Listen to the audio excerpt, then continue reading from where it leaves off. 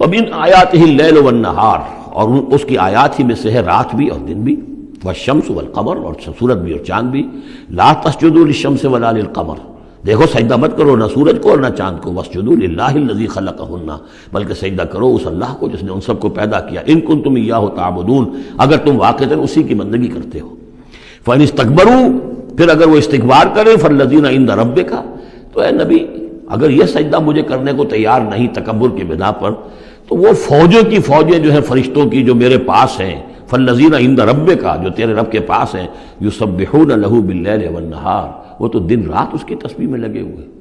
وَنَحْنُ نُسَبِّحُ بِحَمْدِكَ وَنُقَدِّسُ لَكَ، یہ تو سورہ بقرہ کے چوتھے رکوع کے شروع میں آئی گیا تھا۔ وَهُمْ لَا يَسْأَمُونَ، اور وہ اس تسبیح کے اندر اور ہماری حمد کرنے میں، یسبحون لہ باللیل والنہار، وَهُمْ لَا يَسْأَمُونَ، تھکتے نہیں ہیں، سجدہ کر لیا۔ وَمِنْ آیَاتِهِ أَنَّكَ تَرَى الْأَرْضَ خَاشِعَةً، اور اس کی نشانیوں میں سے یہ بھی ہے کہ تم زمین کو دیکھتے ہو کہ دبی پڑی ہوئی ہے، جب اس کے اندر کوئی روئیدگی نہیں، کوئی گھاس تک بھی نہیں ہے، تو زمین تو نیچے بیٹھی ہوئی ہے۔ فَإِذَا أَنزَلْنَا عَلَيْهَا الْمَاءَ اهْتَزَّتْ وَرَبَتْ، جب ہم اس پر پانی برسا دیتے ہیں تو دیکھتے ہو کہ اس میں حرکت پیدا ہو جاتی ہے، تازہ ہو گئی اور ربت اوپر کو ابھری، گویا کہ زمین ہی میں سے وہ نکل رہی ہے نا گھاس، گویا کہ زمین ابھر رہی ہے اوپر۔ ان الذی احیاھا لمحیی الموتیٰ، یقیناً وہ جو جس نے اس زمین کو زندہ کیا ہے وہی مردوں کو زندہ کرے گا۔ انہ علی کل شیء قدیر، یقیناً وہ ہر چیز پر قادر ہے۔ ان الذین یلحدون فی آیاتنا لا یخفون علینا، جو لوگ ہماری آیات میں کجیاں پیدا کرتے ہیں، ٹیڑھ پڑتے ہیں، وہ ہم سے چھپے ہوئے نہیں ہیں۔ افمن یلقی فی النار، تو کیا بھلا وہ شخص کہ جو آگ میں جھونک دیا جائے، خیر ام من یاتی آمنا یوم القیامہ، یا وہ بہتر ہوگا یا وہ کہ جو قیامت کے دن آئے گا پورے امن میں۔ اعملوا ما شئتم، اور ان سے کہا جائے گا کیے جاؤ جو تم کرنا چاہتے ہو، یعنی جو کہ انہوں نے کہا تھا کہ اے نبی جو آپ کو کرنا ہے کر لیجئے، ہم بھی اپنا سا زور لگائیں گے، آپ کی دعوت کو کامیاب نہیں ہونے دیں گے، یہ اس کا جواب ہے۔ اعملوا ما شئتم، کرو جو کچھ تمہیں کرنا ہے، انہ بما تعملون بصیر، جو کچھ تم کر رہے ہو اللہ اسے دیکھ رہا ہے۔ ان الذین کفروا بالذکر لما جاءہم، یقیناً وہ لوگ جنہوں نے اس الذکر کا، یہاں پھر نوٹ کر لیجئے قرآن کا ذکر آ رہا ہے تیسری مرتبہ، الذکر ہے، یاد دہانی ہے، یہ تو تمہاری فطرت کے اندر مخفی جو گواہی ہے اسی کو اجاگر کر کے تمہارے سامنے لا رہی ہے۔ اللہ کی معرفت، اللہ کی محبت تمہاری روح میں ہے، دبی ہوئی ہے، تمہارے ظہور کے پردے پڑ گئے ہیں، تمہاری عدم توجہی ہے جس کی وجہ سے کہ تم اپنے آپ کو بھول گئے ہو۔ وَلَا تَكُونُوا كَالَّذِينَ نَسُوا اللَّهَ فَأَنسَاهُمْ أَنفُسَهُمْ، ورنہ یہ کہ اب یہ قرآن ہم نے اتار کیا ہے تاکہ یہ ذکر ہے جو ان کے پاس آیا ہے، ان الذین کفروا بالذکر لما جاءہم، یہاں پھر آگے محذوف ہے کہ ان کی شامت آئی ہوئی ہے۔ وَإِنَّهُ لَكِتَابٌ عَزِیز، نوٹ کر لو یہ بڑی زبردست کتاب ہے، بڑی طاقتور کتاب ہے۔ لا یاتیہ الباطل من بین یدیہ ولا من خلفہ، باطل اس پر حملہ آور ہو ہی نہیں سکتا، نہ اس کے سامنے سے نہ پیچھے سے۔ اس کی میں مثالیں آپ کو دیتا آیا ہوں کہ کس طرح یہ اپنی حفاظت کرتی ہے کہ کہیں اس کے اندر کجی پیدا نہ کی جا سکے۔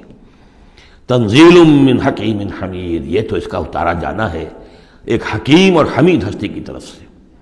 ما یقال لک الا ما قد قیل للرسل من قبل، اے نبی جو کچھ آپ نہیں کہا گیا آپ کے لیے مگر وہی کچھ جو آپ سے پہلے بھی رسولوں کے لیے کہا گیا۔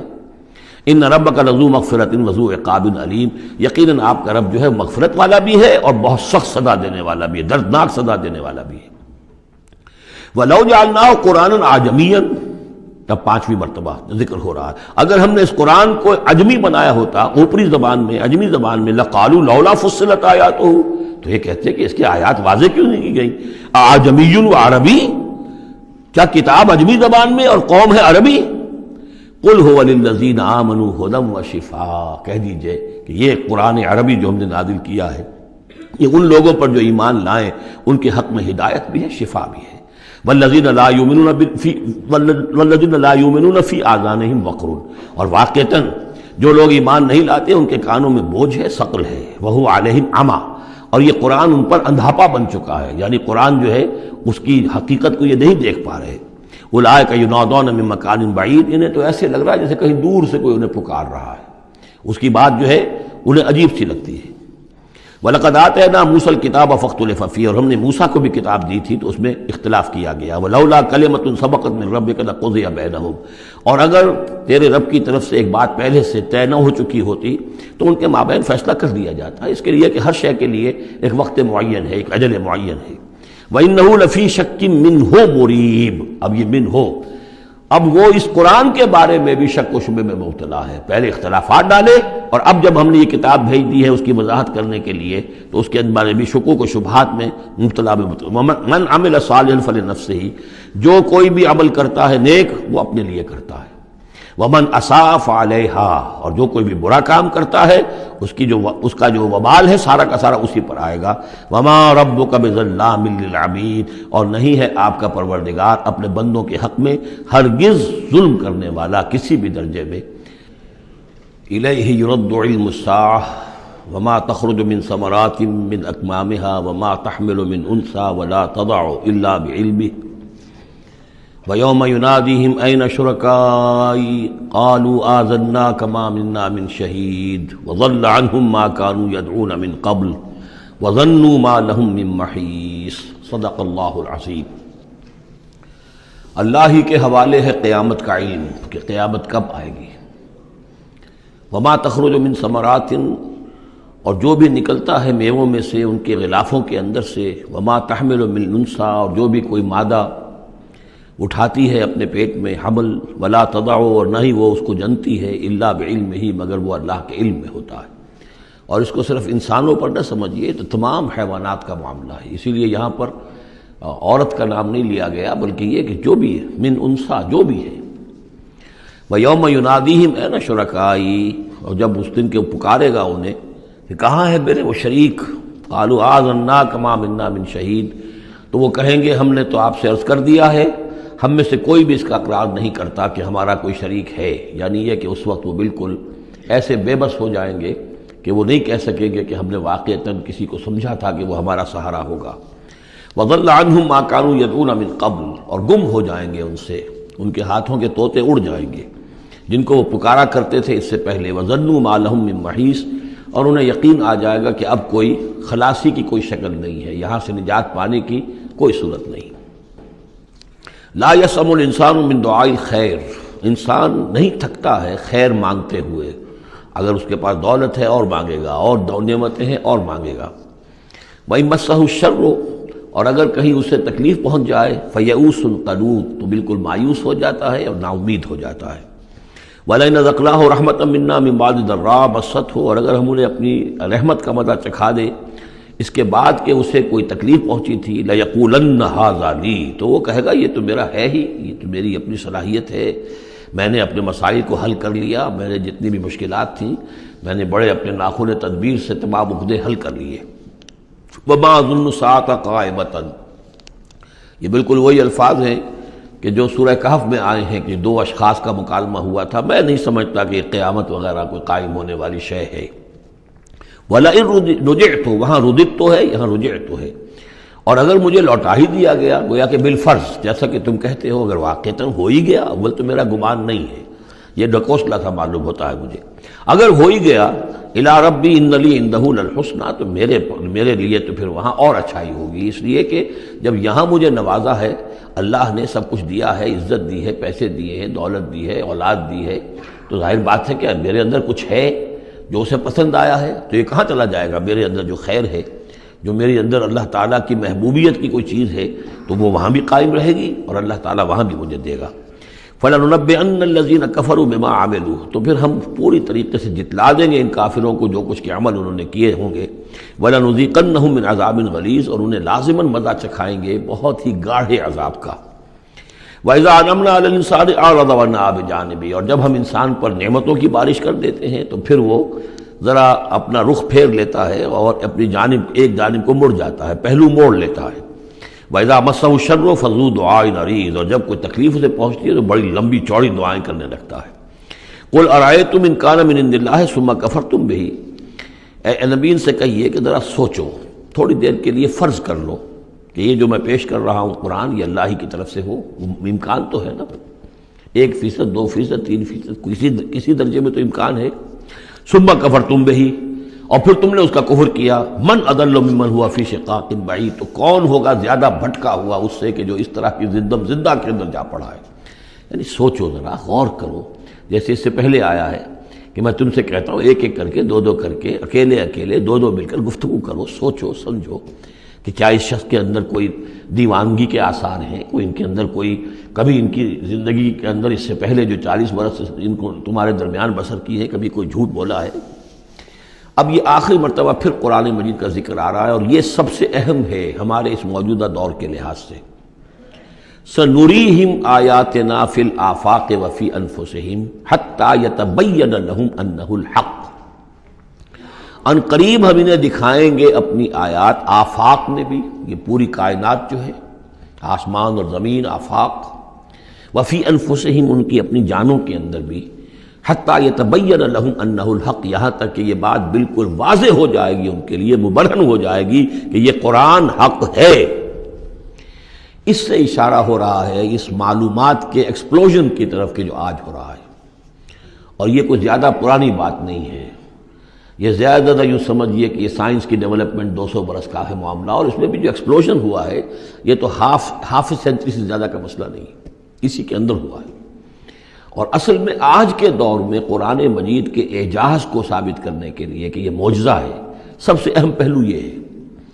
تو میں نے جو تعارفی گفتگو کی تھی اس دورہ ترجمہ قرآن سے پہلے، تو میں نے عرض کیا تھا کہ قرآن مجید کے اعجاز کے پہلو بے شمار ہیں، کس کس پہلو سے قرآن معجزہ ہے ہم اس کا احصاء نہیں کر سکتے، لیکن موٹی بات یہ سمجھ لیجئے کہ جب قرآن نازل ہوا ہے تو اس کا معجزہ ہونا سب سے زیادہ اس اعتبار سے تھا کہ اپنی ادبیت، اپنی فصاحت، اپنی بلاغت کے اعتبار سے معجزہ تھا، اور اسی پہلو سے چیلنج کیا گیا۔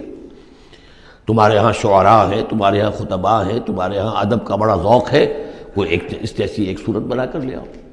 باقی یہ کہ نہ بھی سائنسی معلومات تھی ان کے پاس، دوسرے یہ کہ جو فینومینا آف دی نیچر ہے قرآن میں، آسمان زمین دیکھو، اب ظاہر بات ہے اس وقت وہ آدمی کیا دیکھ رہا تھا، اپنی ننگی آنکھ سے جو کوئی دیکھتا تھا وہی دیکھ رہا تھا نا، لیکن آج انسان دیکھ رہا ہے ٹیلیسکوپس کی مدد سے، آج انسان دیکھ رہا ہے مائکروسکوپس کی مدد سے، الیکٹرانک مائکروسکوپ سے، آج جو انسان کے معلومات کا ذریعہ جو ہے، تو گویا کہ وہ آیات الہیہ جو قرآن مجید میں جن کے اشارے کر دیے گئے، ان کو جو 1400 برس قبل کا انسان دیکھ رہا تھا اور جو انہیں آج کا انسان دیکھ رہا ہے، وہ زمین و آسمان کا فرق ہے۔ اور ہوتے ہوتے یہ ثابت ہوتا چلا جا رہا ہے کہ جو کچھ قرآن مجید نے کہا تھا وہی حق ہے۔ اس میں اگرچہ ابھی کچھ حصے رہ گئے ہیں، لیکن بہت سے پہلو ہیں جو واضح ہو رہے ہیں، اور روزانہ کوئی شکل ایسی آتی ہے کہ جس سے کہ ان سائنسی حقائق سے قرآن مجید کا حق ہونا ثابت ہوتا ہے۔ لہذا آج کے دور میں اس کام کو بہت اہمیت حاصل ہے کہ اس کے لیے محنت کی جائے، کوشش کی جائے۔ اب اتفاق کی بات ہے کہ یہ کام کیا بھی ہمارے ہاں، تو بہرحال جو سب سے بڑی نمایاں کتاب ہے وہ ایک فرینچ سرجن نے کیا، وہ ایمان لے آئے، مورس بکائی، لیکن یہ کہ کسی مسلمان کو یہ توفیق نہیں ہوئی کہ وہ مطالعہ کرتا ان سائنسز کا، اور ان کے حوالے سے پھر وہ کمپیریٹو اسٹڈی کرتا بائبل اور قرآن کے مابین، اور پھر کہتا اور دعوے کے ساتھ کہہ سکتا کہ سائنسی جو بھی انکشافات آج تک ہوئے ہیں، قرآن کا ایک حرف بھی غلط ثابت نہیں ہوا۔ ہاں، قرآن مجید کے ان الفاظ سے جو معنی پہلے سمجھے گئے تھے جبکہ معلومات کا دائرہ محدود تھا، وہ غلط ہو سکتے ہیں، لیکن قرآن کا لفظ غلط ثابت نہیں ہوا۔ آج قرآن کا وہ لفظ زیادہ اجاگر ہو کر، روشن ہو کر، جیسا کہ میں نے آپ سے عرض کیا علقہ، اب علقہ کہاں سے لے آئے؟ اب یہ علقہ فائدہ، فؤاد، فائدہ اس سے ہے، تو یہ چیزیں اب اور زیادہ واضح ہوتی جا رہی ہیں۔ یا کہ تمام اجرام سماویہ کا کل فی فلک یسبحون، جتنا آج معلوم ہے یہ پہلے تو معلوم نہیں تھا۔ کئی دور آئے ہیں، پہلے انسان سمجھتا تھا زمین ساکن ہے، سورج چلتا ہے، پھر سوچا کہ نہیں یہ تو سورج ساکن ہے، زمین چلتی ہے۔ آج ہمیں معلوم ہے کوئی شے ہے ہی نہیں، سکون محال ہے قدرت کے کارخانے میں، کوئی ذرہ بھی جو ہے اندر، جو ایک ایٹم ہے وہاں بھی حرکت ہے، وہ نیوٹرونز جو ہیں وہ کس طریقے سے چکر لگا رہے ہیں بے تابانہ، حرکت ہی حرکت ہے۔ تو اس اعتبار سے قرآن مجید جدید سائنسی اکتشافات کے ذریعے سے جس طریقے سے اس کے حقائق مبرہن ہو رہے ہیں، اس پر زیادہ توجہ کی ضرورت، البتہ اس میں تکلف کرنا اور زبردستی کرنا نہیں۔ جہاں وہ بات ابھی واضح نہیں، اب صاف مان لو، جو بھی ہم سورہ آل عمران میں پڑھ آئے ہیں کہ یہ بات ابھی واضح نہیں ہے، لیکن ہمیں یقین ہے کل من عند ربنا، یہ سب اللہ کی طرف سے ہے۔ وقت آئے گا کہ ثابت ہو جائے گا کہ جو کچھ قرآن نے جو الفاظ استعمال کیے تھے، جو حقیقت منکشف ہوگی، وہ عین ان الفاظ میں صحیح فٹ ہو جائے گی، اگرچہ ابھی ہم اس کی وضاحت نہیں سمجھ سکتے۔ تو جہاں تکلف نہ کیا جائے، تصنع نہ کیا جائے، کھینچتان نہ کی جائے، یہ نہ کیا جائے. یہ بعض لوگوں نے یہ کیا ہے، لیکن یہ کہ جہاں تک کہ وہ حقائق ثابت ہو چکے ہوں تو ان کو بہرحال استعمال میں لایا جانا چاہیے کہ قرآن مجید کی حقانیت کو اس کے ذریعے سے مبرہن کیا جائے. اب دیکھیے یہ لفظ جو آیا ہے سنوریہم، اب سین جب آتا ہے فعل مضارع پر تو مستقبل کی بات بن جاتا ہے. مستقبل میں ہم دکھائیں گے انہیں اپنی نشانیاں. اب ظاہر بات ہے سائنس جو ہے وہ اسٹڈی کر رہی ہے، ایکسپلور کر رہی ہے، خلا کو ایکسپلور کر رہی ہے، اور سمندروں میں ایکسپلوریشن ہو رہی ہے، آرکٹک اور انٹارکٹک کی ایکسپلوریشن، کہاں کہاں تک انسان پہنچا ہے، کیسی جان جوکھوں میں ڈال کر لوگوں نے جو ہے وہ چیزیں جو ہے معلومات کا خزانہ جمع کیا ہے. سنریہم آیاتنا فی الآفاق وفی انفسہم حتی یتبین لہم انہ الحق. یہ بات اور مبرہن ہوتی جائے گی، مزید واضح ہوتی جائے گی، مزید اجاگر ہوتی جائے گی قرآن حق ہے. اولم یکفی بربک انہ علی کل شیء شہید، کیا کافی نہیں ہے یہ بات تیرے رب کے لیے کہ وہ تو ہر چیز پر گواہ ہے، ہر کائنات کی ہر شے اس کی نگاہوں کے سامنے ہے. لیکن آج سے 1400 برس پہلے وہ انہی الفاظ میں اس نے بیان کیا تھا جسے اس وقت کا انسان سمجھ سکتا. وہ باتیں آج کے حوالے سے جو باتیں آ رہی ہیں وہ بیان کر دی جاتی ہیں، سمجھ میں کس کی آتی نہیں. انہم فی مریۃ من لقاء ربہم، آگاہ ہو جا یہ لوگ اپنے رب سے ملاقات کے بارے میں دھوکے میں پڑے ہوئے، شکوک و شبہات میں پڑے ہوئے. الا انہ بکل شیء محیط، آگاہ ہو جا وہ ہر چیز پر محیط ہے، ہر چیز کا احاطہ کیے ہوئے ہے.